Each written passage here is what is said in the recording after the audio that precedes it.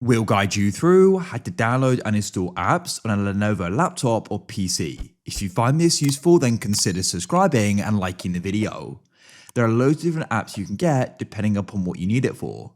For example, you may need something for your school or work, or maybe you're just looking for a game. We're going to guide you through the different options you've got, so make sure it's full guide and you can decide what way is going to work best for you. Because there may be a specific app you want from a developer, or you may want to go and browse different apps.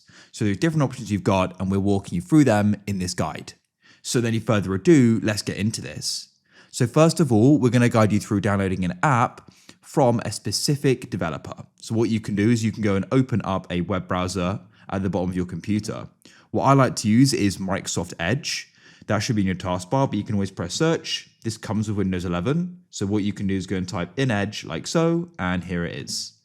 Now this will open up. Now you can press search and you can go and search for the developer or the app you want. In this case, I want to go and get Epic Games. This is a launcher and also a store where we can get games from, but it's an app itself. So what we can do is go and come to epicgames.com, wait for this to load, and you want to press download in the top right.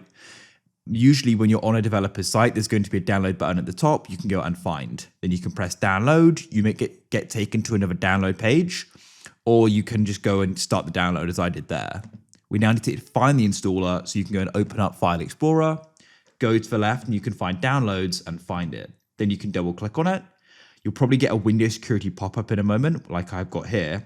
When we then go and press install. Now, in some cases, there may be a bit more of installation. You have to go through and press next and read through the agreement and things. So just go through it. It's really straightforward and it will then go and start installing. It's now opening up and I can sign into it. If it doesn't open up automatically, you can always go and press search at the bottom and go and type it in and run it.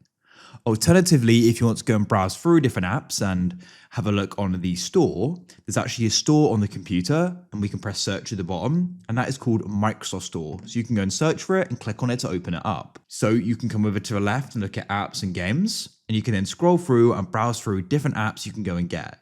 You may go and find a specific app you're looking for isn't on here. For example, you couldn't go and get Epic Games from here, but let's say you want to go and get Discord, which is a social and messaging app. We can go and press install like so. So it's a really easy process. When it's finished, it will go and say open. And also if we go and press search at the bottom and I go and type in Discord, we can go and see it there as well.